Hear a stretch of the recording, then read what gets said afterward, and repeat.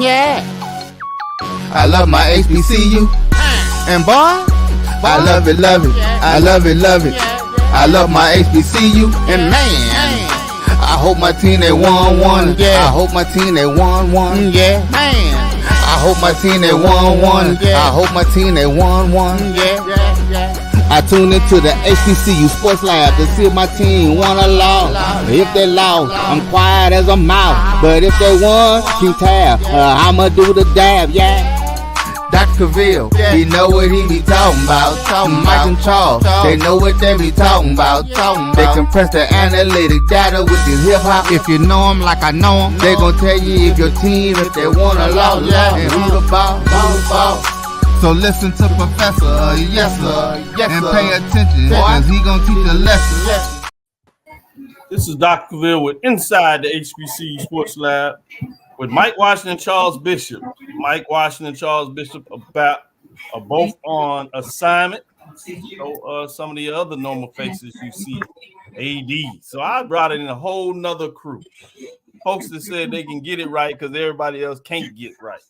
So I have none other than Bryan, Fulford, Jamie Walker, and David Rhodes. Yes, if your screen looks like there's a lot of puppy power, let me do it right. A lot of Aggie pride, then you know what's going on. It's because I got the team of Aggie, so it might be a really intriguing show today. Because these brothers, while they do what they do on that side, they know some football. So let's get it on and let's get what we have in store for you today. It's the Sunday after, as Charles would say. There's some folks that are moving closer to the ledge and those that are moving away from the ledge. Starting with you, Bryan. Who are you telling? Get off the ledge, brother. It's okay. It's okay. Southern Jaguars. Boy. You know, come on. Don't jump just yet, Southern. Don't jump just yet. Don't jump. I know you want to. Don't jump just yet. You knew you weren't going to win that game. You were 10-point underdogs. You knew what was going to happen. So don't be dismayed.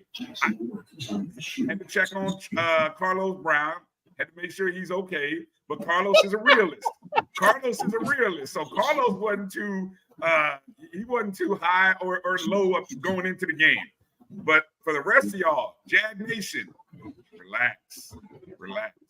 I like Wait until after the FAMU game to jump. Oh, I'm sorry. Hey, Jamie, of course. You talking? Hey, man, get off the ledge. Listen, I'm gonna throw the softball to my fellow Aggie, David. So I'm gonna stay with the D2s. Listen, Benedict, don't jump off the ledge just yet. I saw a lot of potential with that team. You got to consider the fact that, you know, Coach Ron Dickerson was hired late. You got to consider that Coach Chennis Berry took a whole lot of people to Orangeburg with him.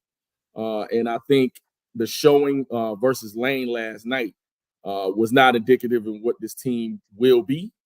So at the end of the day, I think don't jump off the ledge just yet. Stick with this squad. I know you saw a lot last night that was frustrating, especially considering how the last 2 years have been glorious, but stick with this squad.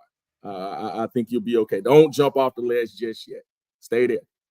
Good one. Dave?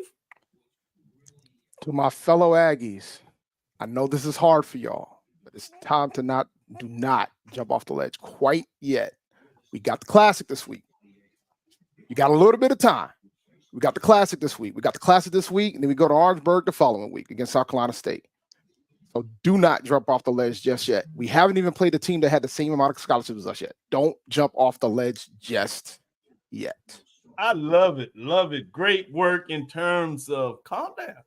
Relax. Welcome to episode 548 of Inside the HBCU Sports Lab radio show and podcast, the show that's covering the sporting HBCU Diaspora, all things HBCU sports for institutions large and small, from the NAIA to the NCAA. We share insights and information on the HBCU sports culture, HBCU athletic aesthetics to facilitate the story of HBCU athletic programs in the business of HBCU sports. I'm your host, Dr. Kenyatta, along with my co-host, Mike Washington, Charles Bishop, both on assignment. Charles was actually in Jackson getting it done over there. Mike was on the road covering some HBCU football as well, getting it done in the North Carolina area as he prepares to also do double duty, checking out his sons both playing lacrosse. With that being said, we're filming from our home studios with the Radio Hall of Famer Ralph Cooper in the beautiful home of Texas Southern University from Houston, Texas. No simulcast today, but you know how that goes. Today's episode of Inside the HBCU Sports Lab is sponsored by THD Agency. THD Agency is a company that provides sporting and educational consulting and data analytics. I also want to say thank you for this team here. As we have built out with BCSN, Bryan is a partner of us, all connected with Roy, who has the vision of what's going on. I've added a little bit of vision for that, and I wanted, as we can in a lot of ways, we get programmed throughout the week covering HBCUs, those content creators, those journalists, media pundits, if you would. We're doing the same thing on BCSN, and in fact, Dr. Bill's Inside the HBCU show, seen that over the last couple of weeks. David and his crew, we can't call them independent. Jamie will join them at times as well on that Wednesday when things are showing up, when his schedule works, and they want to bring him in to talk about that independence. Obviously, we have Brandon of Tennessee State, who's been on assignment, but he'll join them as well. But you have Hampton and A&T guys getting it done on Wednesday for you. Look for us to push the limit there. We also had the Friday edition debut with Kyle Mosley and Wilton Jackson II to give you a lot of indication of how things ended the week as you get prepped on the road, traveling, and all those things, getting ready for your Saturday games, and talking a little bit about those Thursday night games that are passed. They'll give you that. They touch on a little bit of the NFL as well, those HBCU players in the NFL, to keep your eyes on that so we stay connected. The next chapter, as you know, will be a Monday edition, and you'll see some folks like Jamie kind of pushing forward with that, and some other folks, hooks that we're adding the team. And uniquely, that Monday edition will focus on the D2 HBCUs. You'll get a week of content that you can find live at a significant time, 6 o'clock Central Time at 7 Eastern. It allows you to get your pool of HBCU programming with a designated content on certain areas. So look as we continue to push forward with that, and I want to thank all three of you for being a part of that. No problem. Appreciate you. Not a problem. I appreciate the opportunity, man. Oh, no doubt. And thanks, Bryan, for doing a lot of the heavy lifting.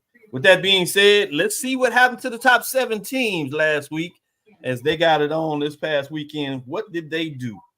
Man, interesting. We had Florida Memorial Lions. They were receiving votes last week. So essentially they were in the A spot. For the first time since like 1995, when old team rules were established for college football, we had a tied football game. Florida Memorial Lions tied Clark Atlanta 28-28 in terms of down there because of the weather in the Clark Atlanta Panthers having to get on the bus to get back. We were in the sports cave, if you would, as we talk about games all weekend from the BCSN perspective in Texas. And Bryan stood out there and made a comment, horrible, horrendous. And it's good to get more additional context. When I saw that, I was like, man, he tough, because I was just like, we can understand with the limitations, getting on the bus, got to send them back. Then he quickly added additional context.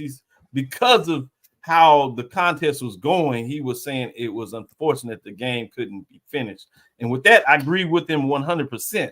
I was about to jump down his throat for no reason, because I thought he was saying that, hey, they should play the game regardless. I don't care about the kids, whatever. No, not that much. So it's interesting when you get to talk to people, you get more of the context versus when you text. Hopefully they bring it on. And so many things get lost in translation from emails, texts, collective groups, or whatever, which drives us all crazy. But that's just an example. At number 9, essentially, would be West Virginia State Yellow Jackets. They lost to Carson Newman Eagles. That was 56-25. Elizabeth City State Vikings got a big victory in non-conference play. They proved to 2-0 as they beat Erskine. 20-0 was the final there. Top 7. The Fayetteville State Broncos lost to Valdosta State Blazers 34-0. A lot of us were looking at that matchup, and it was not really close.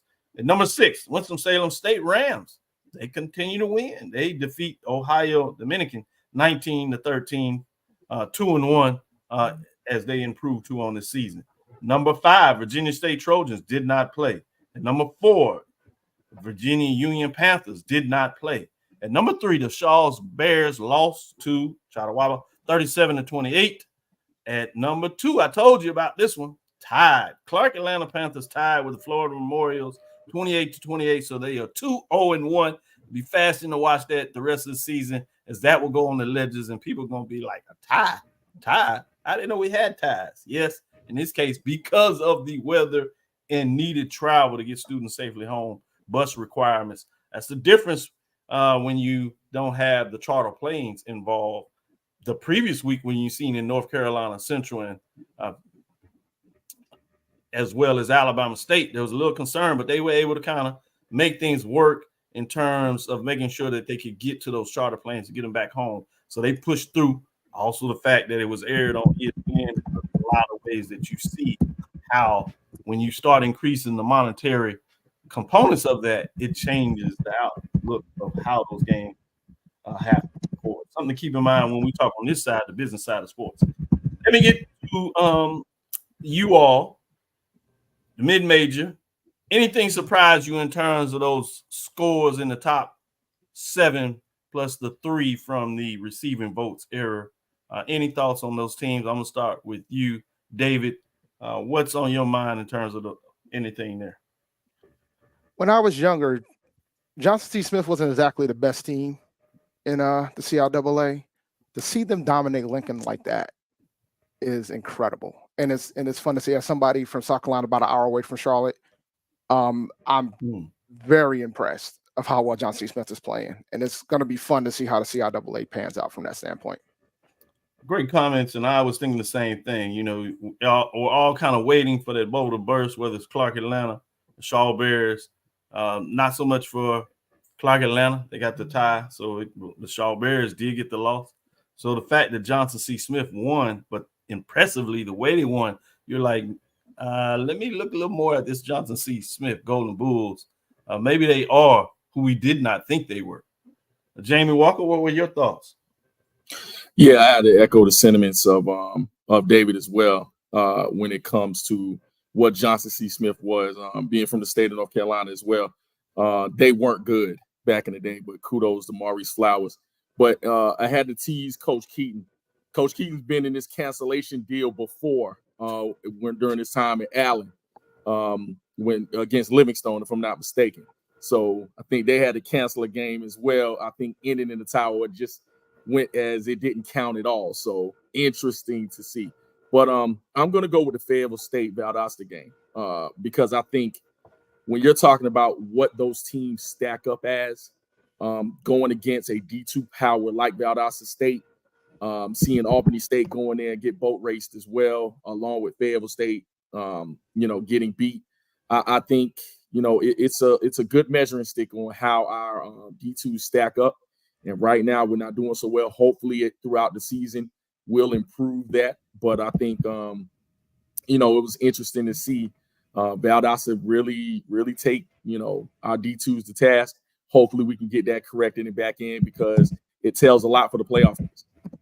Yeah, great points being made when you look at that. The other part of that is the surprise of how much it's really affecting the SIEC. The CIAA continues its domination. I can't say it any other way over the SIEC as Livingston Blue Bears defeated Allen Yellow Jackets 23-21 in that. The CIAA goes 6-0 over the SIEC.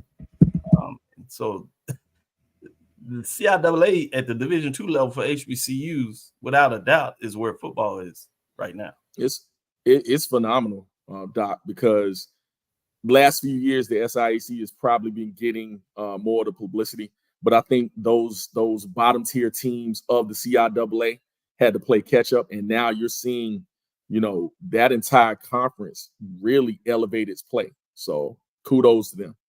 Great points. Bryan, where are you at? Well, Doc, I was going to go with the Fayetteville State game, but since Jamie covered that, and I'm going to go look at the Winston-Salem State game. Going up against another Division II opponent, Ohio Dominican. You know, and you know, I'm sorry, Dave and Jamie. Winston-Salem State should be unbeaten right now. I'm just gonna say it. They should be 3-0. They let one get away. They let them off the hook. They let y'all off the hook. I went back and saw the replay of that last play at the end. Boy. I know y'all were sweating. Anyway, I was there. Yeah. Oh well, you know. So I mean, so I look at Winston-Salem and say, okay, I know the Rams. You know, they might have finally got it figured out. And it's encouraging. They're winning close games. I think the fact that they had to win in overtime, right? I think it was an overtime game, 19-13, right? So it shows that, hey, you let a game get away from you last week and you turn around the next week. And I believe it was on the road. Somebody correct me if I'm wrong there. I don't know if it was it on the road? No, I think it was at Bowman Gray. Okay, so but still, the matter of fact is you had an overtime ball game and you found a way to get a win. That's impressive. And Ohio Dominican is in terms of ratings about middle of Division II, kind of right about where a lot of the upper level CIAA teams are. So watch out, CIAA. Here come the Rams. Good stuff. Let's move into our second segment. We'll come right back after this break, and we'll talk about the major division and look at what took place this past weekend. Give you those updates of the top 7, and then we'll get into the reveal. The new major division, top 7, will be revealed this morning. Stick with us. We'll be right back after this break. If you think all pads are exactly the same, think again. This is Always Ultra Thins reinvented with the Always Triple Protection System. This pad wicks gushes 90% faster, absorbs even more so you can feel dry, and locks odors in. Rethink your pad for up to 100% leak-free and odor-free comfort with the totally reinvented Always Ultra Thins. This is always like never before. The Cavil Group is a Florida-based marketing and training consulting firm. We help businesses communicate to their target audience and engage them in conversation. We also help to expand their audiences, which will ultimately result in growth for those organizations. In addition to being a certified constant contact specialist, my colleagues and I are also certified in John Maxwell Leadership Principles. We use these proven principles to conduct workshops, training, and private coaching sessions for individuals and companies looking to take things to the next level. Contact us to schedule a free consultation. Issues today, don't delay, call Cavil. Nope. Come on, him? Ooh, I like him.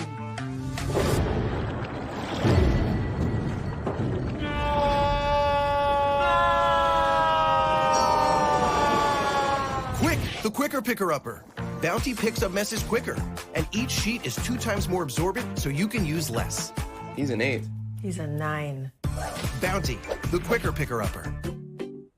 This is Bryan Fulford. AD Drew and I are co-hosts of the BCSN Sports Wrap. We talk about all things related to HBCU athletics. From the games, teams, coaches, and fan interest stories, we cover it all. You can find our shows on Facebook at BCSN Sports Wrap, YouTube at MyJBN Online, and everywhere you listen to podcasts like Anchor, Spotify, Google, and Apple Podcasts. You can also find the show on the Jericho Broadcast Network's app. Make sure to download. We look forward to you joining the conversation and being a part of the show. Compress the analytic data with your hip hop. If you know them like I know them, they gon' tell you if your team, if they want a lot, and who the ball. So listen to Professor, yes sir, and pay attention, cause he gon' teach a lesson. Let's get into this week number 2 for the major divisions. Florida A&M Rattlers did not play, so coming in at the number 1 spot, 2-1. But let me get to those teams that were receiving votes. Jackson State Tigers improved to 2-1. They defeat Southern Jaguars, dominated the front line play, in my opinion. 33-16 was the final there. Prairie A&M Panthers went up to Michigan State and lost 40-0. I'm not sure what this says when you lose 40-0, and many of the people are saying, well, it's not as bad as I thought it may be. They covered, Doc. They did covered. cover. They covered. Oh, okay. They covered 42 and a half points. When That's you a play win those for some games, people. it's about the line, man. It's about the line. If they cover, that makes sense. See, all right, they cover, you rocking. We learn every day. Howard Bison, they defeat Morehouse Maroon Tigers 35-21. I'm not sure if the game was that close, but it certainly was exciting for a lot of folks in the New York area. With that, let's get in the top 7. The Texas Southern Tigers did not play. At number 6, you have the Alabama State Hornets lost to Sanford Bulldogs 12-7 defensive game. Had a lot of opportunities in that game, and just particularly the last drive when they had about 4 minutes to see if they could get one final offensive drive. They would have got the ball in pretty decent field position maybe. And on the third down, they get a stop. And then on that same play, post-possession, after it was concluded and got the stop, they got a personal foul penalty, which gave them the ball, the first down. They had another chance on the same drive, a little deeper on that drive, where they had a chance to get a stop on third down. Coming out of a timeout, they get a penalty for 12 men on the field. It was like a 3rd and 6. It moves it to 3rd and 1. And as they come back to get a line for the Bulldogs to run the play, you could tell there was confusion, and they easily got the first down. So I know there's some frustrations over there with the Hornets in regards to how well the defense is playing, but just not really getting much from the offense in those tough plays to not be able to close out and give themselves more of a chance. At number 5, Delaware State Hornets lost to Wagner Skyhawks 30-17. Score looks lopsided. It was close to that throughout the game. One of those games where you're on the road where you know you got to play at a certain level because you're just not going to get a penalty. There were 2 penalties where the back judge threw a flag 20-some yards after the play was basically over, saying that he saw holding that were crucial throughout the game. Obviously not the difference, but certainly makes it harder for you to even put yourself, as it was a 1-score game when they were trying to drive to maybe take the lead or tie it up. Number 4, South Carolina State Bulldogs lost to Georgia Southern Eagles 42-14. And number 3, Morgan State Bears lost to Ohio State Bobcats 20-6. Watch this game as well. It was 14-6. Bears get the ball literally on 1st and goal inside the 5 and basically got stuffed. Question a little bit of the play calls. It seems like they're going to try to run it up the middle. I know that's what they want to do, but I'm like, man, you got a chance to really make a play. They know you're running up. You might want to do something else. Couldn't get it done. End up missing a field goal to make it worse. And the Bobcats come back and score and finalize the game. North Carolina Central Eagles lost to North Carolina Tar Heels 45-10. Question is about the quarterback getting hurt in that game. At number 1, Florida A&M Rattlers did not play, as we said. So that is the top 7 for the major division this past weekend. Bryan, anything stand out to you right there? I'll start at the top, Doc. Second consecutive week, North Carolina Central has given up 40-something points plus, right? Right. Question some people's polls when they lost at home to an Elon school, in-state school, 41-19. But people still have number 2. I said, oh, really? I'm like, okay. So now I'm looking at people when, let me see. I don't know. Dave, check me here. Did they cover expectation? I think they actually did. Yeah, I think they did. They did. Covered. I think the line was like 40, if I remember correctly. Yeah. 39.5, something like that. Yeah, but I think the reality now is I guess if you don't have your quarterback, what's North Carolina? I mean, can the Aggies actually?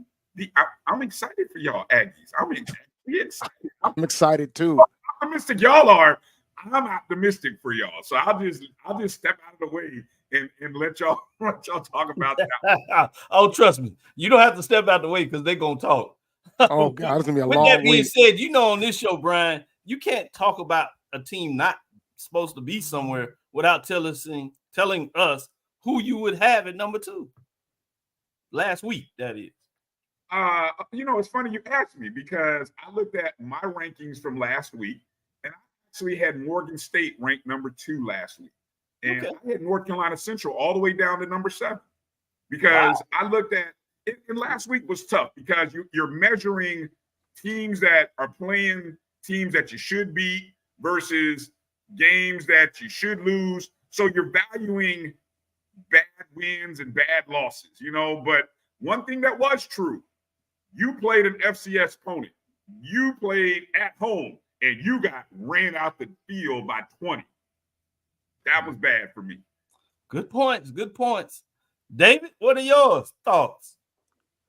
So there was a couple games I watched yesterday. One of them was I watched some of the UNC school down the road game, and I watched some of the Sanford Alabama State game. And I think it's going to be a tale. I'm going to talk about Alabama State and Morgan State. They have to figure out how to produce an offense. It needs to happen for both of these teams. Defensively, I think they're both there. I'm just more concerned about their inability to produce an offense right now. Particularly at Morgan State, like I picked those guys to win the MEAC. I think defensively they're ready. They just gotta figure out their offensive side of the ball. And same goes for Alabama State. But I know Alabama State's got some quarterback challenges right now. But with the new OC, we would hope that they would be able to make some adjustments and figure it out. Great stuff. Great stuff. And Jamie, finally, I need your thoughts on the major division. Those scores. Anything stand out for you this past weekend in terms of the top 7? Well, David kind of alluded to Morgan State, especially. We all celebrated when they scored over a certain amount of points in the first week. So we thought, okay, now the offense has existed. Now they're, a full complement with the defense that they always have produced. So it's head scratching to see where they are now in the last couple of weeks, not being able to produce points. So what we're seeing here is, getting back to the drawing board, going ahead and figuring out who you are, because I think teams with identity are starting to show themselves. As far as the Alabama State, I think they got a built-in excuse, to be perfectly honest with you. You're losing 2 of your quarterbacks, lost 2 of your quarterbacks, expected to be, those producers. And now, you're going to freshmen and them being able to compete against Sanford and actually play a good defensive ball game was telling. But us Aggies, we know the Chris Barnett system, offensive system.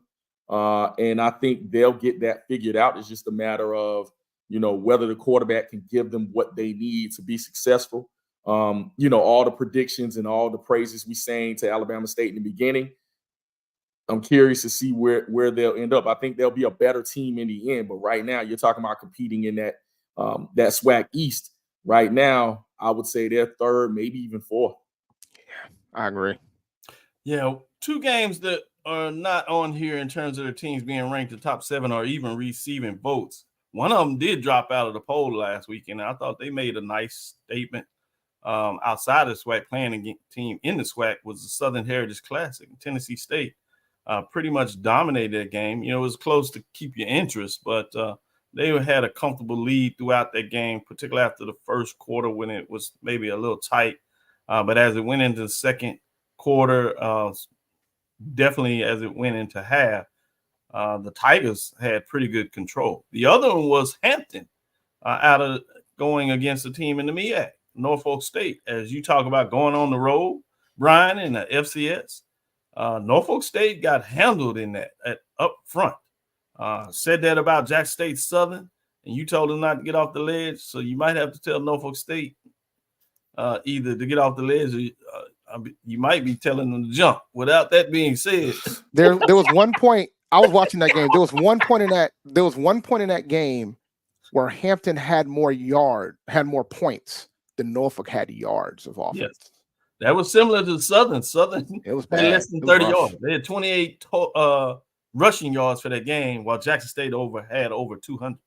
So you're talking about physically dominating. When you get mixed matches like that, that means your guys up front dominated on both sides of the ball. Unlike what you talk about Alabama State and Samford, where you're able to dominate defensively to keep the team under 2 full scores, if you would, touchdown scores. Unlike this is when you get that kind of nomenclature, man, it's crazy. With that being said, we're going to take our next break. And as we said, we'll finally come back and we'll unveil the top 7 rankings in the major division. First time Sunday morning, you get it hot off the press. Let's see what happens at the major division this week in the top 7 rankings right after this break. It's never too early to plant the seed, to share the tradition, and instill a sense of pride in your HBCU with your little ones. HBCU Pride and Joy Children's Boutique helps you share your school spirit with a wide selection of adorable kids apparel and accessories officially licensed from your favorite HBCU. Visit hbcupridejoy.com and follow us on all social media at HBCU Pride Joy on Facebook and Twitter. Supermarket sushi, really? No. Wait, Troy, you work here? I'm never not working. Like Head & Shoulders Scalp Shield technology, up to 100% dandruff protection, even between washes. Never not working, huh? Oh, Troy, you're such a good teacher. Yeah, I know. Never not working. Never not working. Never, ever not working. Are you serious? Never not working. Dandruff protection that's never not working. Head & Shoulders Scalp Shield technology. Hey, grab me one too.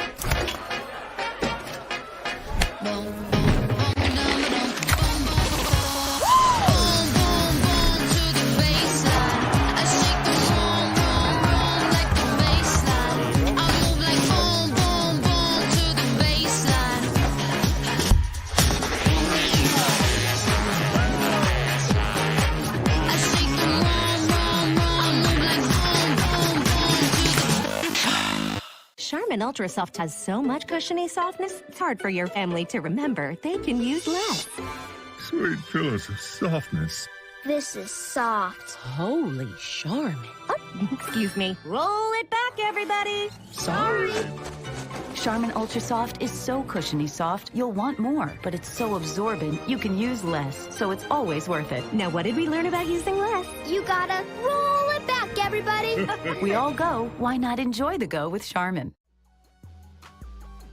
This is the Dean of the College of HBCU Sports, Kenyatta Cavil of Dr. Cavil's Inside the HBCU Sports Lab with Mike Washington and Charles Bishop.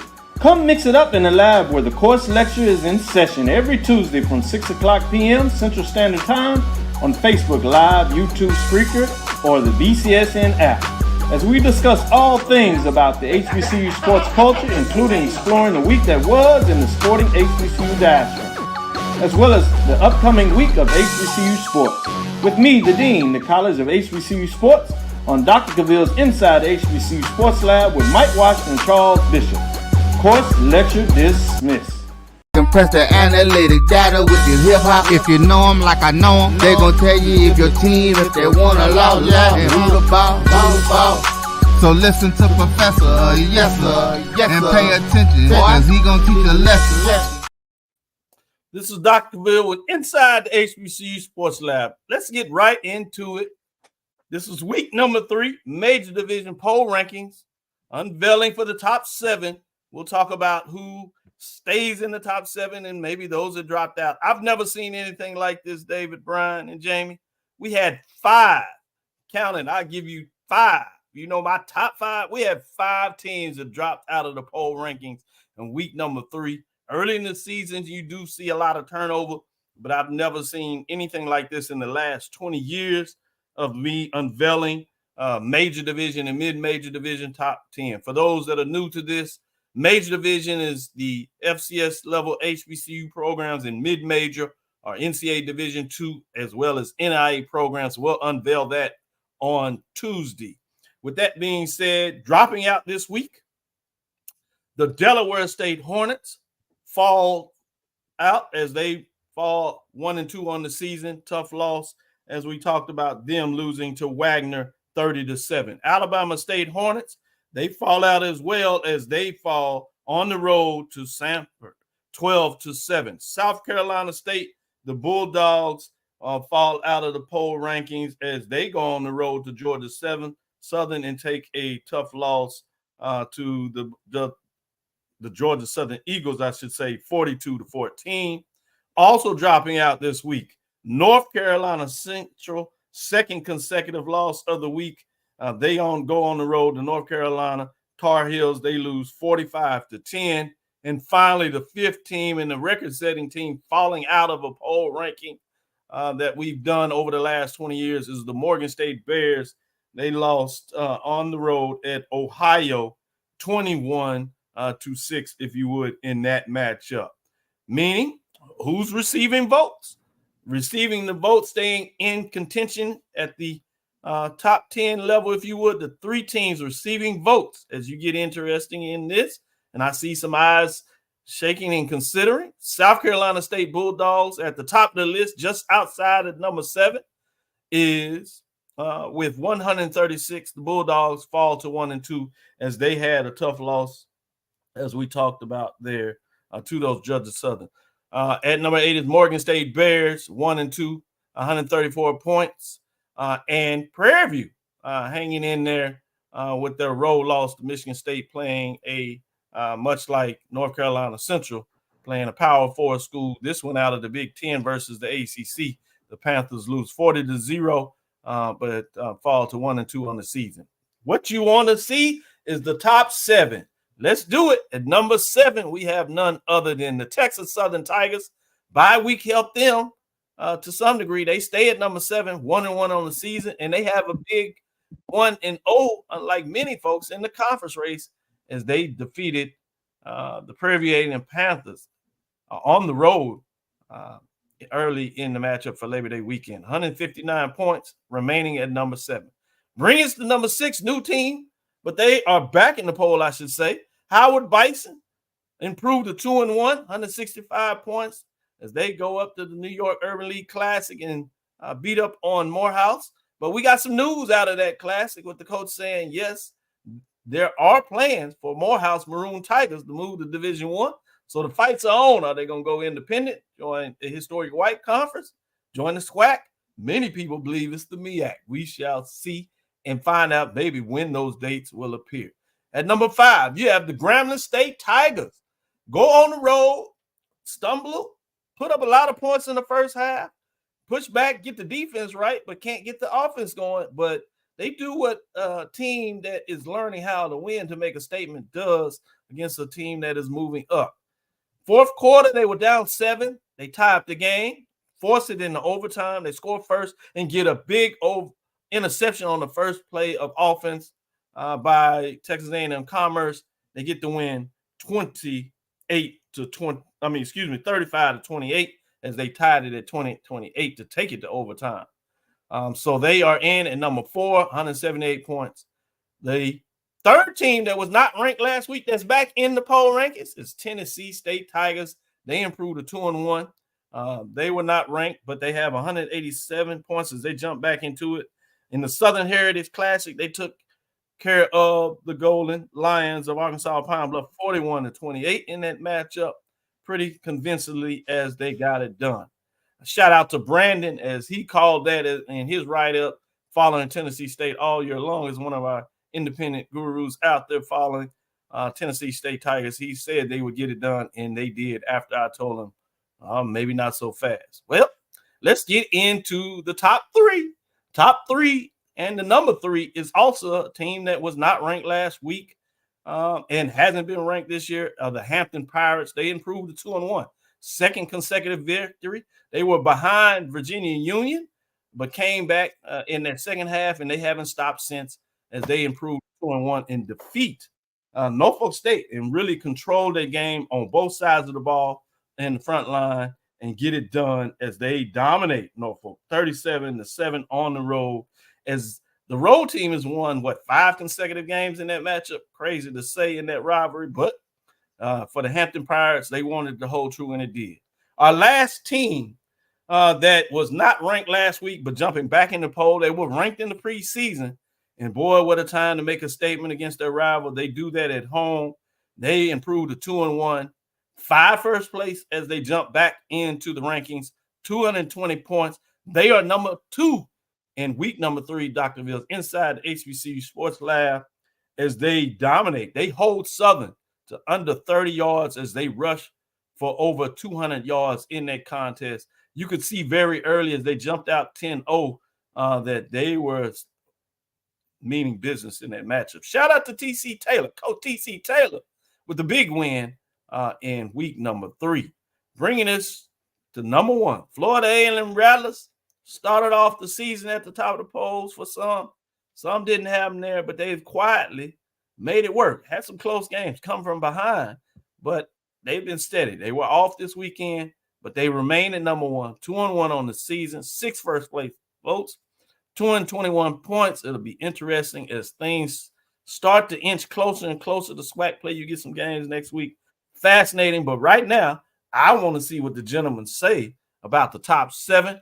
I'm going to go to you first, David. What do you think about the top 7 poll rankings in week number 3 as we unveil for the first time Sunday morning in our Sunday edition? First of all, I want to say brilliant idea to do this on Sunday, right before the press conferences. My thoughts are there's a couple schools that have 2 FCS wins. I probably would move those, and those 2 should be near the top, at the top, and that would be Tennessee State and Florida A&M. Florida A&M being number 1 makes the most sense. Hampton's dominance on Norfolk shocked me. I expected Hampton to win, but it really shocked me how dominant they were on both sides. And same goes for Jackson State. So I'm not going to give too much churn about those 4. I think I'll probably put Tennessee State up, and I would probably argue Hampton a little higher too. But I can see that. And I like your rationale about the fact they defeated 2 FCS wins, but we must say they were against Arkansas, Pine Bluff, and Mississippi Fair Valley, enough. who are both Valley is 0-3 after a really good mix the first couple of weeks, particularly last weekend at Lamar. Had a good contest, but Murray State beat him up pretty bad. So it's interesting to see what that looks like. And then you talk about Arkansas Pine Bluff. Intriguing to kind of see what that means. And so with that said, I want to go to Jamie. Jamie, I want to get your thoughts on the top 7 and see if you're in line with myself or are you in line with Dave, your fellow Aggie? You know, I tell you what, just looking at it, I think I am more in line with you just based on based on welcome back. You get back on the show. Just based on where it's sitting. I think you know the surprising part of Hampton and Tennessee State, their wins do come against FCS opponents, but you do have to look at everything in totality. The surprising one, Jackson State jumping all the way to 2, even though I think they are playing very well right now. I think they have some things going, and I think that team will continue to improve, especially if they solidify the quarterback position. Big matchup this weekend will kind of tell that as well. But I don't have a problem with the top 7. I don't have a problem with it. To your point, one thing that is interesting in the poll, all these top 7 teams have at least 1 win against the FCS team. Texas Southern over Prairie View, Howard over a team, Mercyhurst, that is transitioning. Division I, Grambling State Tigers, obviously with their win over Texas A&M Commerce, that is transitioning a little further throughout that transition. The first year in the transition, Tennessee State beat them on the road. Talking about Tennessee State, they have 2 wins over LCS programs. One at home against Mississippi Valley, and the second in the Southern Heritage Classic that was just played yesterday, Arkansas Pine Bluff. Hampton Pirates have a win over Norfolk State on the road. They came from behind and beat Norfolk Virginia Union, I should say, which many people has the top ranked team at the mid-major level the first couple of weeks coming in the season until that loss.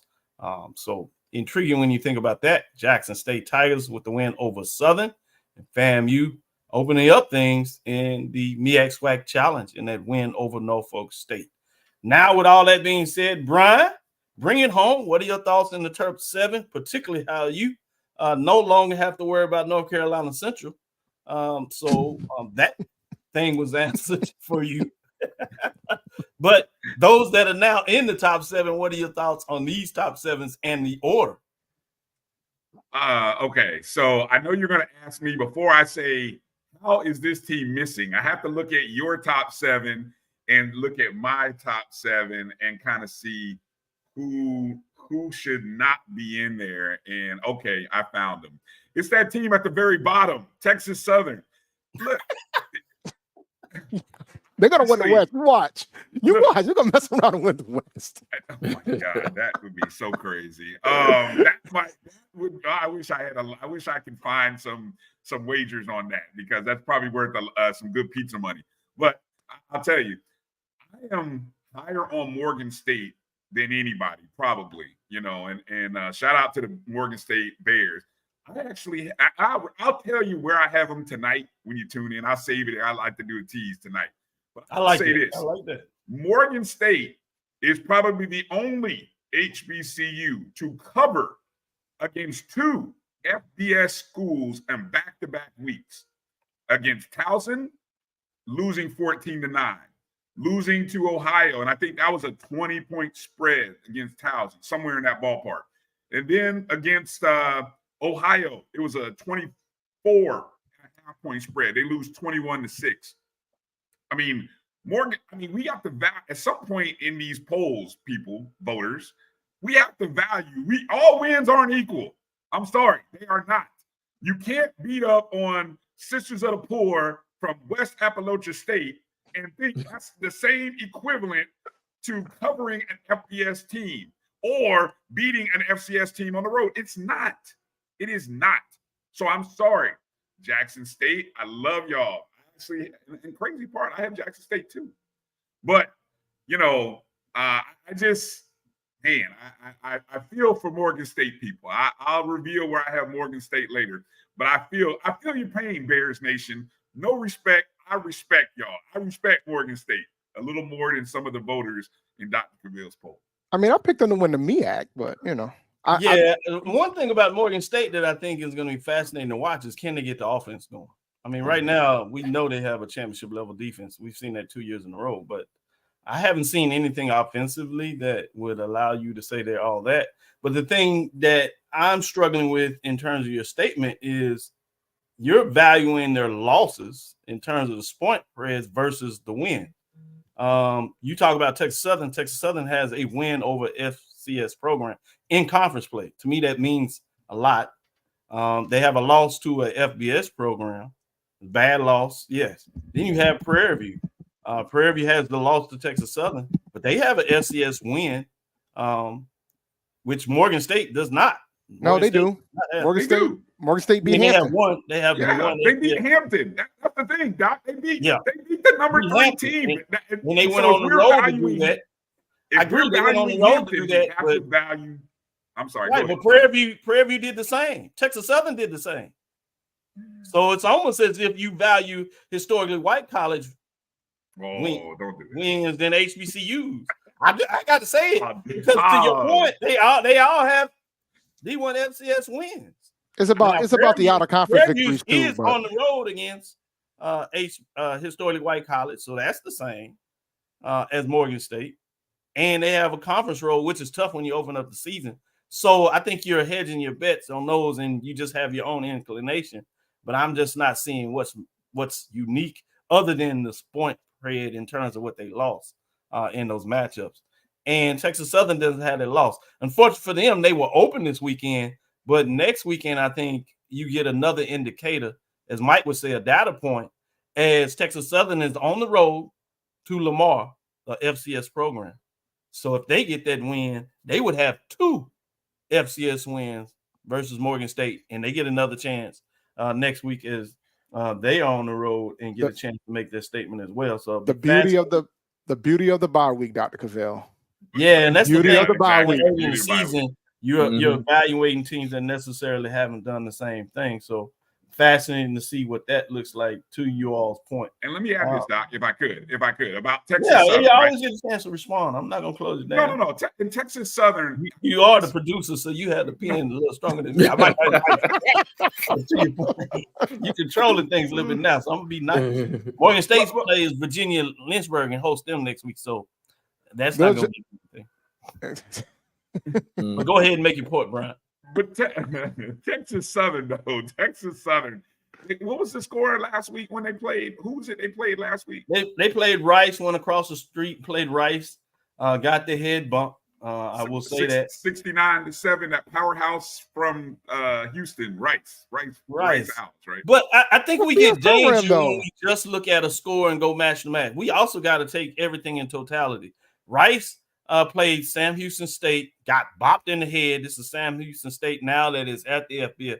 A lot of people still see Sam Houston the FCS, but that's not the case. They have FBS and finishing out their transition.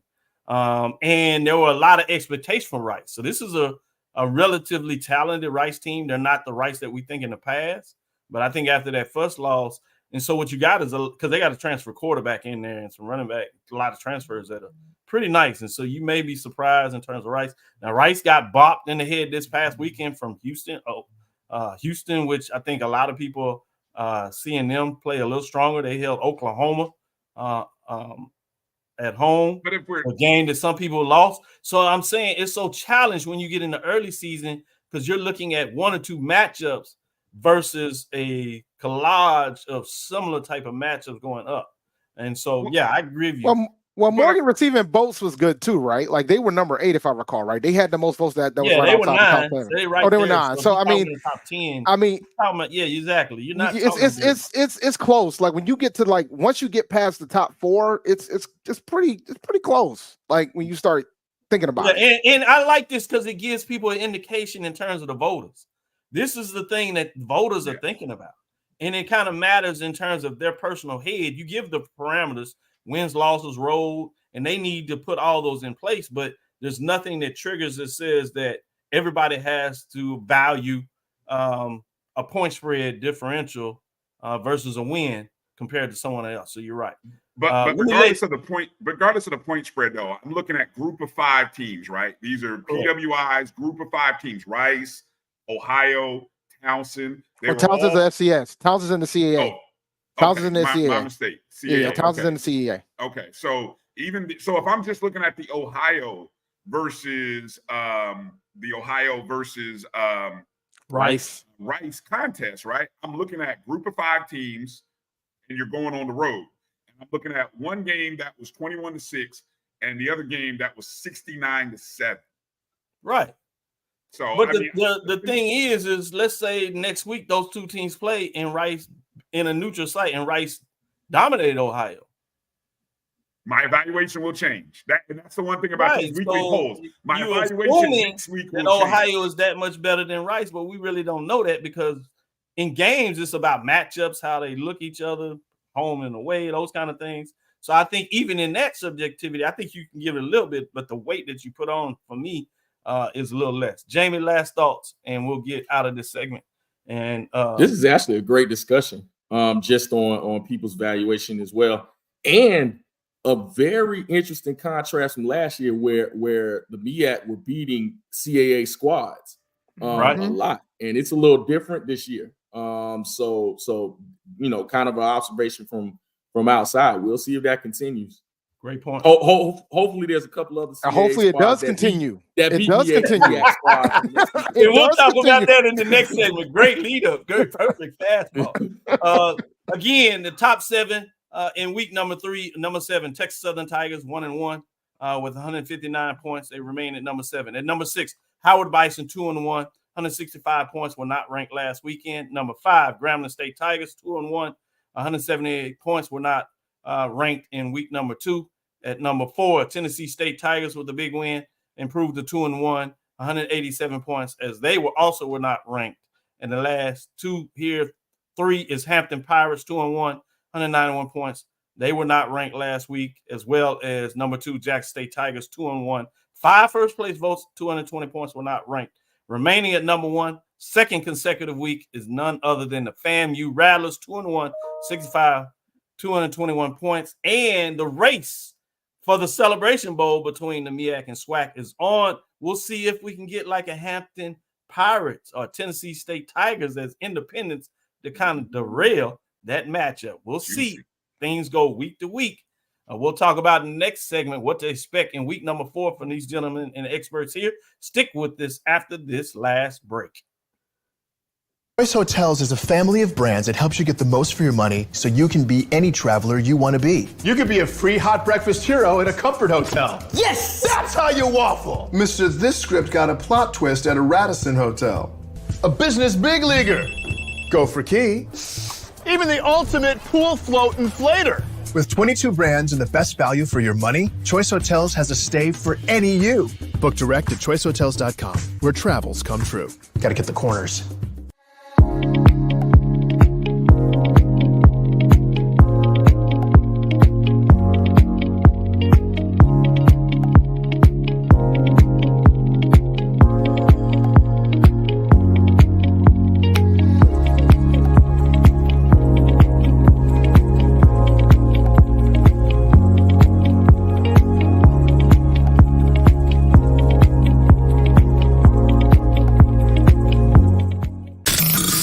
Human Voice has always connected audiences with experiences. Major brands all across America have trusted Kever's voice time and time again.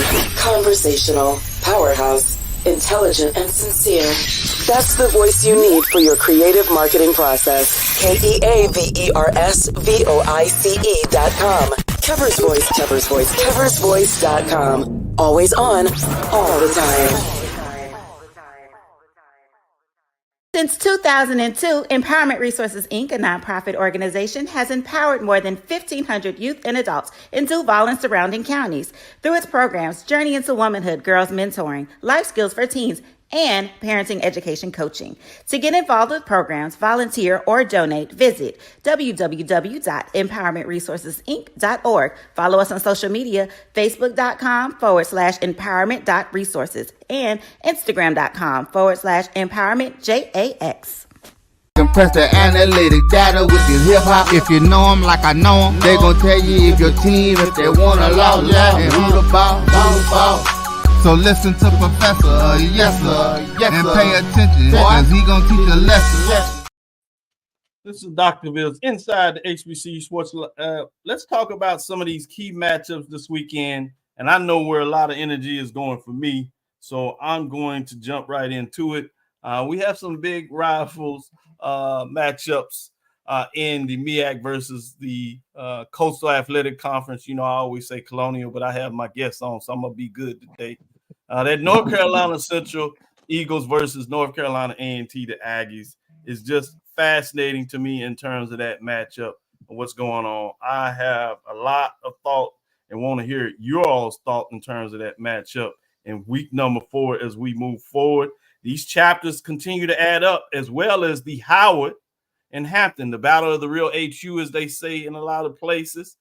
Depending if you're talking to some Howard folks, they be like, no, there's only one HU.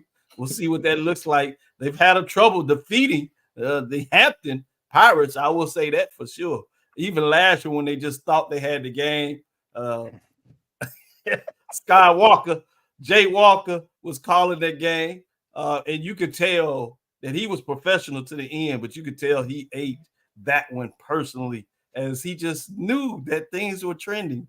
Even things, although things worked out for Howard in terms of winning the MEAC and making it to the Celebration Bowl and falling just short on a real magical season.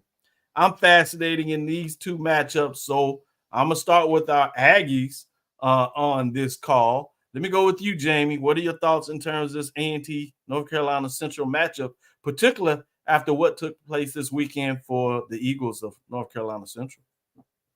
Well, I think if you go back to last year's game, you're talking about a brand new staff, brand new offense, brand new quarterback.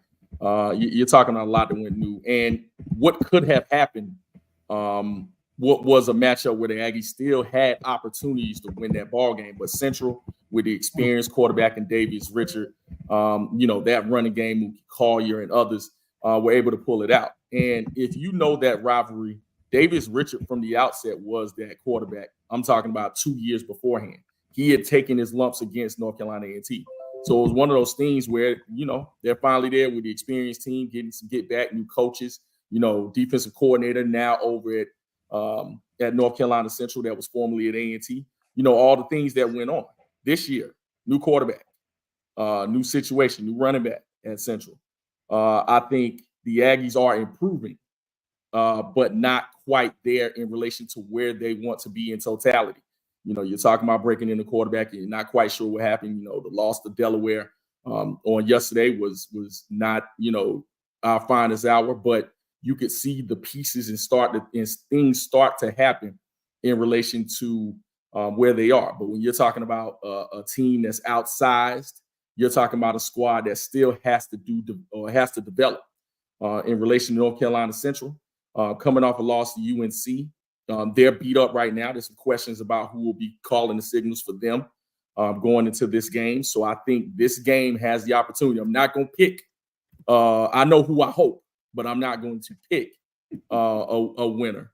I will just say this game has the potential to be close, and those that think of the team that may lose may just come out the winner. So far, the teams in the CAA have trended upward. So we will see what happens. Jamie, I'm gonna save you.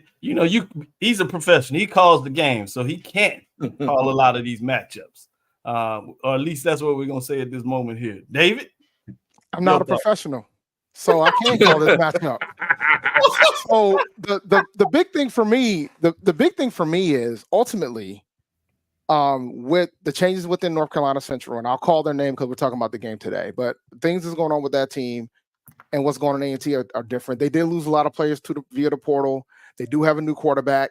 We're still trying to figure out where he is because he did not return in the game against UNC over yesterday. A&T's offensively, while it has been rough so far this year, they're still vastly improved from what we saw last season. It took like 7 games last year for us to throw 400 yards. We've exceeded that. We've been somewhat not as balanced as I would like from a rushing standpoint. The run got shut down yesterday against Delaware, but Delaware has 85 scholarships. Folks got to remember they're transitioning to FBS. So from that standpoint, it's going to be interesting to see what this game is going to look like on Saturday. It's been a while since that school down in Durham has beaten us at home. So we'll see what happens this weekend. I think this game is going to be close. Wouldn't be surprised if A&T pulls it out, but I think it's going to be a dogfight. It is going to be a dogfight. And the factor is going to be whether or not Walker Harris is available, the starting quarterback for those boys down in Durham. Bryan, you can comment on this game, or do you want to move to some other matchups that are top 7 in nature? Well, I got to talk about the Hampton versus Howard. Right. Hold on. I'm gonna set that up and allow you to get right back there. Okay. I'm gonna set that up. We just unveiled that the top 7 rankings. So based on that, in week number 3 coming into this game, this is a top 7 matchup. This is number 3, the Hampton Pirates versus number 7. So you have Howard going on the road, ranked number 6, hosted by the number 3 ranked Hampton Pirates in this matchup. So I'm fascinating to hear what you have to say with a top 7 matchup. Both teams going 2-1, kind of alluded to Hampton dominating this play as late, but Howard certainly is coming. Go ahead, Bryan, take it away. What are your top thoughts on this top 7 matchup?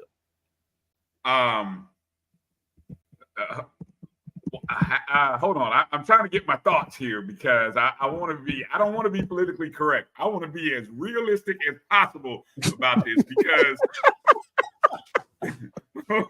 because the H is in Hampton, and this is the one week that Howard gets to be like, yo, this is not a rivalry. This is a slaughter. This is a beating. This is a 2-decade-long beating that you have been getting from Hampton with an H. With an H. So Howard has been, I think it's like they have won maybe 3 or 4 times in the last 20 years. It's like 11 straight right now, I think, right? Yeah. Oh, my. Look. It's been 11 straight. I don't see it being any different this year. No different. Look, it's in DC. And look, hold on. Where's my man? Hold on. Somebody put it in the chat. If Cavil shows up, Adam Spencer just said, if Cavil shows up, oh, Lord have mercy, watch out. That's another loss for Howard this week. So I know it's hard. I know y'all want the presidential elect candidate Vice President Harris to show up. I know that's what y'all want, but somebody might through the back channels ask VP Harris. VP Harris, it's okay. You can root from the road.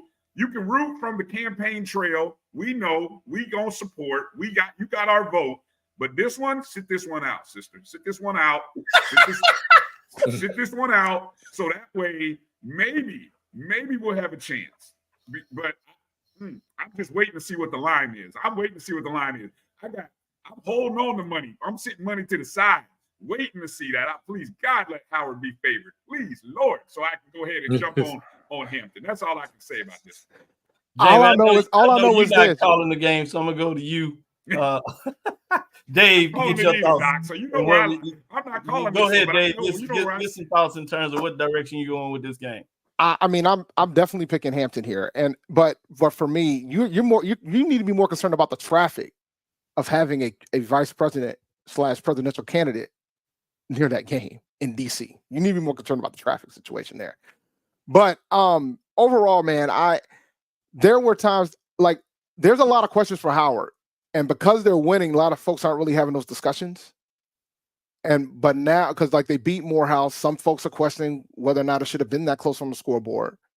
They probably should have lost to Mercyhurst. They needed a miracle to be Mercyhurst, and Hampton is firing all cylinders right now. So from that standpoint, I think Hampton's going to get the nod, and I pray for Erica because this has been rough for her. She ain't seen Hampton win in a long time. And everybody's point, Hampton is listed as the home team, classic type of game. It's at Audi Field, so it is in Washington, D.C., as Dave just said. Let's look at this other top 7 matchup. You have Jackson State and Grambling. You have Jackson State at number 2 and Grambling at number 5. So this is an impressive matchup as well, as Jackson State goes on the road to take on Grambling. And history knows that Jackson has always just had a tough time on the road in Grambling. They've got their own, but they've usually been at home. They just cannot seem to win on the road at Grambling. This is a chance for Grambling is trying to take the next step and saying that they're going to be for real in terms of their new coach and what they want to do. But it also is a chance for Jackson State to say, no, everything is in the Eastern Division, and we're going to keep it over there in terms of dominance. And this is why, because we're going to make a statement of why we should be the guys appropriately ranked at number 2 in the rankings. So I'm fascinated on this matchup. Dave, where are you with this one? Man, this is fascinating to me because I think this is going to be a true test for Jackson State. Like I think Grambling has been coming and going, and then after what's happened so far at the beginning of the season, Grambling will have a legitimate shot to win the West. A lot of folks didn't have those guys in the West considering what's going on with the other schools. So from that standpoint, this is a fascinating matchup. I'm curious to see how Jackson State does in this matchup. I mean, they're still out here playing 2 quarterbacks again, so I'm kind of curious to see how this game's going to go. I'm going to pick Jackson State. I know they have trouble winning in Grambling, but I'm going to still pick Jackson State for this one. Jamie, your thoughts? Well, I'm going to tell you what. I think the matchup is intriguing only because I think Grambling has the potential to be a very wide open offense.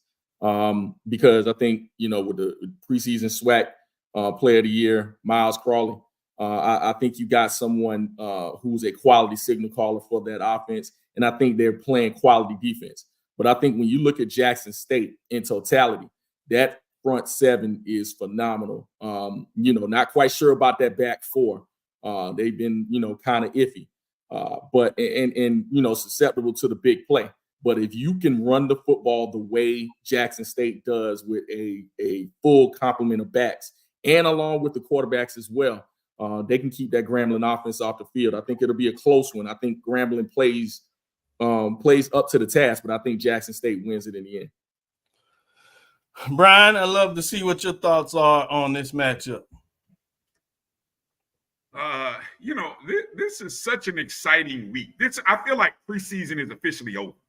Like all of the preseason games, and yes, there were some games that mattered. So I don't want to, I know, but this is when it gets fun. Like there are so many good matchups this weekend, and this is one of them.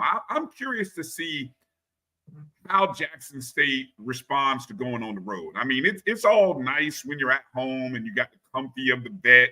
You got the celebrities that want to come to the game. You got the beautiful the crowd and everybody's bopping and singing Frankie Beverly in the crowd. Now, you know, I hope Grambling, I hope Graham fam comes with that same energy, because I don't know. I see a lot of empty seats every time I look at a Grambling game. I'm sorry, Graham fam. I keep seeing a lot of empty seats. So I don't know if Jackson State usually travels. And I got a feeling that they're going to travel. They're going to show up. I am jealous, Israel. I am jealous. Yes, I am a little jealous. But I'm looking forward to this contest. I don't know what the lean on this one is. I may have to lean with the home team, Grambling, right now, but it's just a lean. I'm going to wait until either tonight or maybe later in the week before I really give a strong prediction on this one. Good stuff. Good stuff. Let's go off the board to another game, and this one's intriguing, not in terms of its ranking matchup, but in terms of the conference play. Southern traveling to Prairie View. In the past, when Coach Odoms was the head coach of Southern, this was his get-right game, and they would push forward, and the Jaguars would find a way to get right. Prairie View would come in with a lot of momentum, oftentimes in this matchup, be 2-0, 3-0 in conference play after beating Grambling and Texas Southern, and maybe another SWAC contest. It's a little earlier in the season than it's normal, but Southern comes off a tough road loss to Jackson State conference game that was played as a non-conference matchup. But Prairie View, as you know, lost to Texas Southern, so they 0-1 in terms of the conference play. Neither one of these teams can really afford to lose this matchup, particularly Prairie View. 2 losses in the West, while we may think there's a lot of things going on, to lose that early is fascinating. And to imagine what the fans of Southern Jaguars will do if they lose 2 straight games, even though only one of them is counting in conference play, and the way they think about Prairie View, even though that matchup between Prairie View and Southern has been dominated by Prairie View of late. That's just not the matchup they have. So it's going to be interesting to see. Edwin D. Moore, Southern wins at Prairie View. They're just used to going on the road and winning that. But Prairie View is taking care of Southern at home the last couple of years, and over the last decade in the 90s, that matchup was 5-5. So not a lot going on there. I'm fascinated to see, is Southern really able to get right in that matchup, or is Prairie View able to prove in terms of what they were able to do against Northwestern State, is the indication of who they are. I'm intrigued about that matchup. Any thoughts from you, Bryan, in terms of what that looks like? Prairie View at home. You know, it's funny, Doc. I keep going to this because I think when you have a home field advantage, it matters, right? Jackson State has a home field advantage. Florida A&M, we know no one can come into Bragg and win, so we have a home field advantage. Oh Lord, here you go. No lies told. I'm just like, it's been a minute since y'all kept your fade in there. I'll give you that. Yeah, thank you. And for the people who think I hate on Jackson State, who did I just mention first? Come on now. No, absolutely. Prairie View. Is Prairie View fans look? They had a great crowd. That game against Texas Southern was at Prairie View, right? And they had a great crowd, right? And it wasn't all Texas Southern fans, so it was a great crowd for Prairie View. Can they bring that same energy this week? Because here Southern traveled, but is Southern still all in with their team right now? Hopefully so. So I'm hoping that Prairie View brings a good crowd, because this should be a good game. And if Prairie View has a good crowd, they might actually be able to win this one. I think it would. I think Southern folks would start jumping if they lose this one. I think they're gonna start jumping. Jamie, any thoughts on this matchup? We have one additional matchup, and then we'll call it a close. Actually, you know, Southern kind of found their offense at the end of that ball game, and if they can sustain that, they'll have an opportunity. But I just like the simplicity of what PV brings defensively. And if Southern can't provide any offense at all, even with those 2 quarterbacks, I think it'll be a long day for Southern. I think Prairie View has everything. They're trending in the right directions despite that loss this weekend. I think, you know, when they're coming back home and playing SWAC opponents, I think that slap in the face against Texas Southern really woke them up. And I think, you know, Coach McDowell and that brain trust, especially defensively, have improved. So I think if Southern cannot bring consistent offense to that game, I think Prairie View should have no problem with it, despite the name on the jersey, Southern. I think Prairie View has an opportunity, especially with the big play. Watch them outside and them being able to both have some balance and bring balance to the ball game. Prairie View should win this ball game. Dave? We've been talking about the ledge when we opened the show.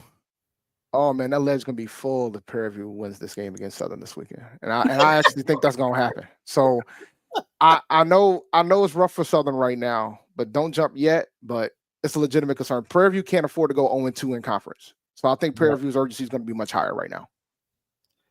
Good stuff in terms of those matchups. I did want to say that A&T Central matchup can be watched on ESPN Plus. The Prairie View Southern matchup can be watched on ESPN Plus. The Jackson State Grambling matchup, those top 7 matchups can be watched on ESPN Plus.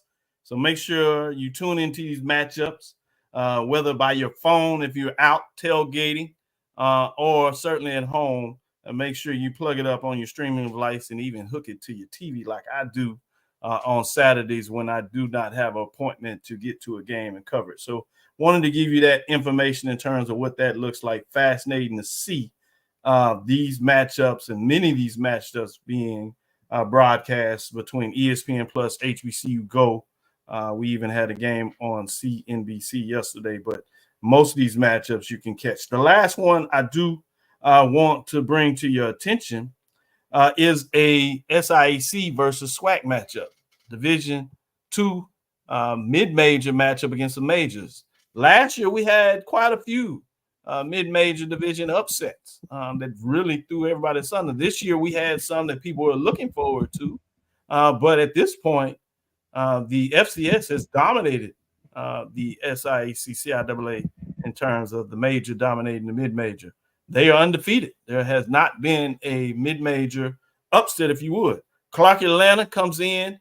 Week number 3 will unveil where they are this week in terms of being ranked number 2 in the mid-major division. They tied with Florida Memorial, so you'd imagine they probably won't move up, but not likely to move down. But if it is, it's just a spot or 2. So they'll be in top 7 matchup against Bethune-Cookman.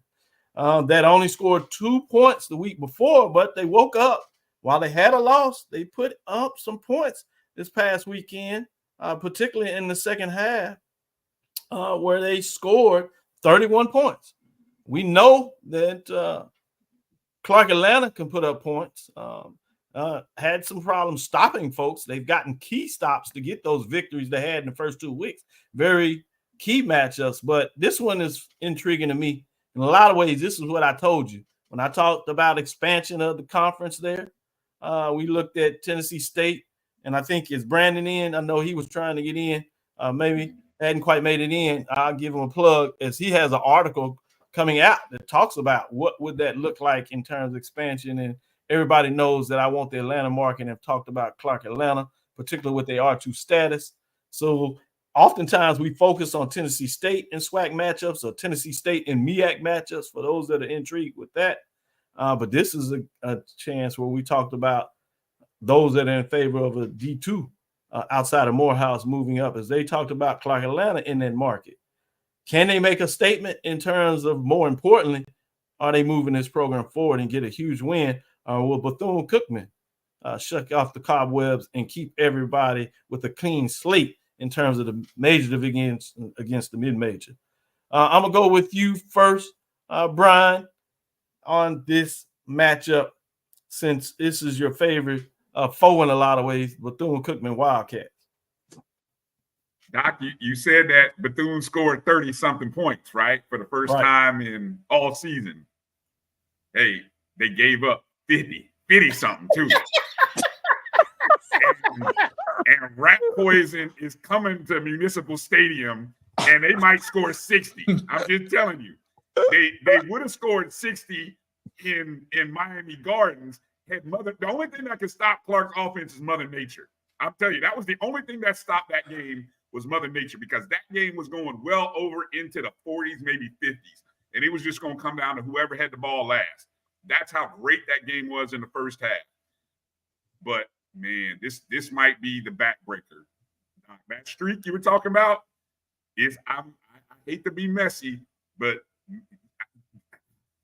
this is the offense that they look really good. And no one looked hurt coming out of that game against Clark. So as long as the bus can travel back from Atlanta down to Florida, y'all in trouble. Bethune, I'm telling y'all now, y'all in trouble. Upset alert. Put them on upset alert. Nah, if Clark, there's no way Clark is scoring just 17 points, Jimmy Wilson. I'm sorry. They score 17 waking up out of the bed. They're gonna right. They put 17 in the first quarter. They put 17 up in the first quarter. Bethune better come with some cleats. They better. I know it's AstroTurf, but is there a way they can throw some sand and slow down the turf? I don't know how you're gonna stop this team, given what you are, Bethune-Cookman. I'm sorry. This is the upset alert right here. But is it an upset? No, it's not. No, it's not. Oh, that's the sad part. It's got to be an upset just by definition. I know, but major. But I see what you're saying. Going into, you have Clark Atlanta actually as the favorite if you were setting up a betting. Yeah. With that being said, I'm gonna go to you, Dave, and then Jamie. Since you're the expert at the Division II level, I'm gonna let you close it out as we close out the show. Go ahead, Dave. I mean, the best quarterback in this game plays for Clark Atlanta. Like, I mean, so for me, it's hard for me not to pick Clark Atlanta here. And I understand why they wouldn't be the favorites on a betting line, because they're a Division II program. But Teddy Keaton's got these boys rocking. And I don't see the same thing coming from that end from Coach Woody. So Bethune-Cookman. So for me, I got Clark in the win. I know everybody thinks that Bryan's being petty. Nah, it's not that. Clark should be able to win this game. Good point. Jamie, setting you up.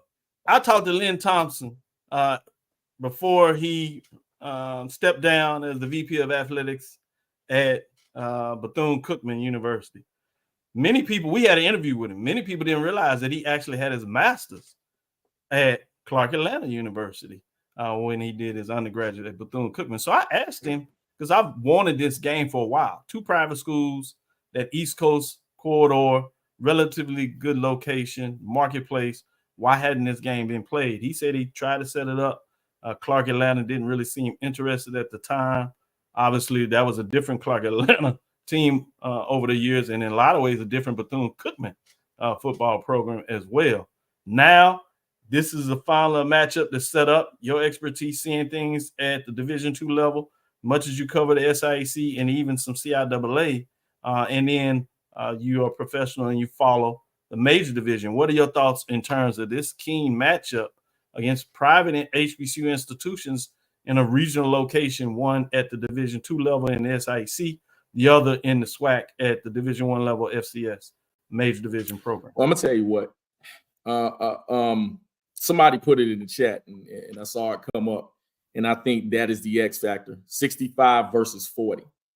I think that's the only thing that really gives Bethune-Cookman an advantage. And what I mean by that is, if you're talking about offensive skill, you got to give a heavy advantage to Clark Atlanta.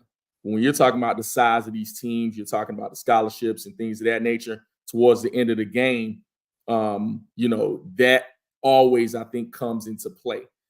Maybe not necessarily in rivalry games because, you have that factor. But at the same time, when you're talking about Teddy Keaton in offense, everywhere he's gone, he's improved that offense. I would have gone Bryan's way if not for the 31 points that Bethune-Cookman scored against Western Michigan. And the thing about that is it looks like that offense has at least woken up some.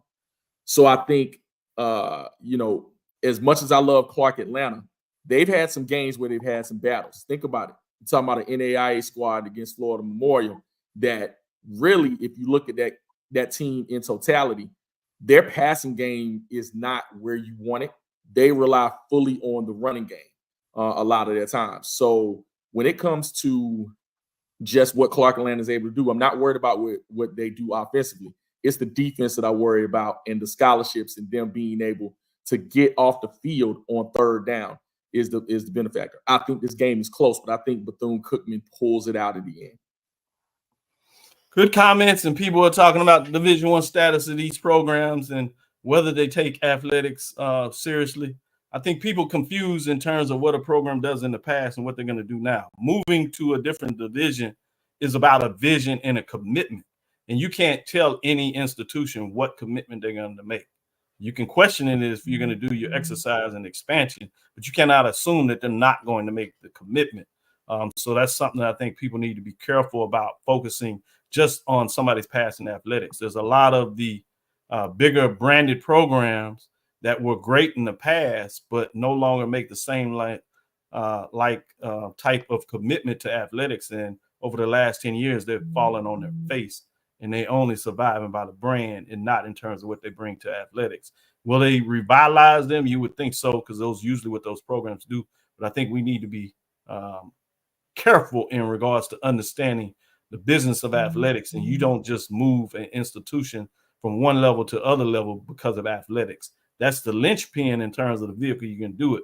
But this is about understanding the brand value for a conference and a institution and the region that institution or city is in, as well as what do they want to do in terms of creating a bigger brand, maybe branding their institution to grow enrollment. And those things can allow you to fund your athletics even more.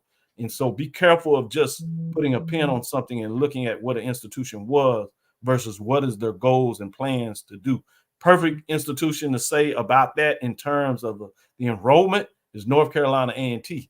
They were not the largest institution in HBCU landscape. And while they allowed athletics in a lot of ways to bring the notoriety and the brain framework, the goal was to grow in enrollment. Now they are the largest HBCU for the last 4 or 5 years straight. And a lot of that is because they had a chancellor and a board that had a vision in terms of making a commitment of how you grow this institution. Now, we can complain my framework in terms of what they did, in terms of joining the Big South Colonial, now Coastal Athletic Conference. But if they're going to support the vision to be competitive, it will work out too. But be a mindset of what that looks like. We're going to drop a pin and leave it right there as we end with the business thought. Great dialogue between these brothers. Went a little longer, special edition of Vision, but wanted to make sure you got the rankings and some talk about next week as great games to be played. All of them you can go to or watch in many different ways, so check it out. Thank you for listening to Inside the HBCU Sports Lab. Make sure you share our podcast with your friends and colleagues. I am Dr. Kenyatta, the Dean of HBCU Sports, coming from inside the lab in the College of HBCU Sports with Mike Washington, Charles Bishop, both on the road. So we brought in stellar individuals to get it done. That's Jamie Walker, David Rhodes, Bryan Fulford. Thank you. Again, we want to thank you for listening to Dr. Ville's Inside the HBCU Sports Lab with Mike Washington, Charles Bishop every Tuesday and Thursday at 6 o'clock. Charles and I will be on the road in Atlanta for the basketball media day. So we'll be doing that. We'll catch up with some folks there. Check us out this week. We're going to try to bring you some content. We'll see if we can get the thing going for Monday. So keep your eyes on that as we push forward. Wednesday, we'll find out we can mash it up and get you something there. We have some folks making some moves. So keep an eye if we're able to bring that to you.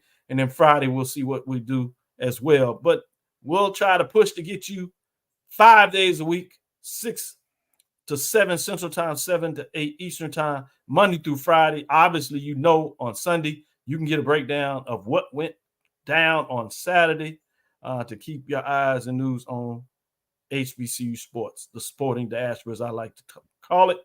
Follow me, Dr. Kenyatta Cavil, on Twitter, Facebook, and Instagram. Just to give a formal opening, I want to do that. I'll squeeze it in at the end. As we said, welcome to these episodes 548 inside the HBCU Sports Lab, showing the podcast with covering the sporting HBCU diaspora, all things HBCU sports. For institutions large and small, from the NAIA, we share insights and information on the HBCU sports culture, HBCU athletic aesthetics to facilitate the story of HBCU athletic programs and the business of HBCU sports. I'm your host, calling it a day right here as we do our official close. Dream big, continue to move forward. We will talk with you soon. David? Of course. Jamie. Lecture. Bryan. Yes. See, when you bring in the experts and the veteran, they knock it out. Great show. Enjoy your Sunday. Tune in for Bryan. Jamie, you joining him tonight? I will be. They'll be back into it. You'll get double doses of two of them bringing it to you. That is at 5 o'clock Central, 6 o'clock Eastern. Yes, sir. Yes. Tune in to Sports Wraps. You'll get a double dose, letting you know their perspective, and Bryan will unveil his poll rankings, let you know what it looks like against mine. Should be interesting as we got in a little bit of talk today. Thank you. See you on the other side. Monday starts the media football conference. Get ready to get your updates and see what these coaches think about their rankings, as we got some top 7 matchups going into week number 4. With that, we'll bid it adieu.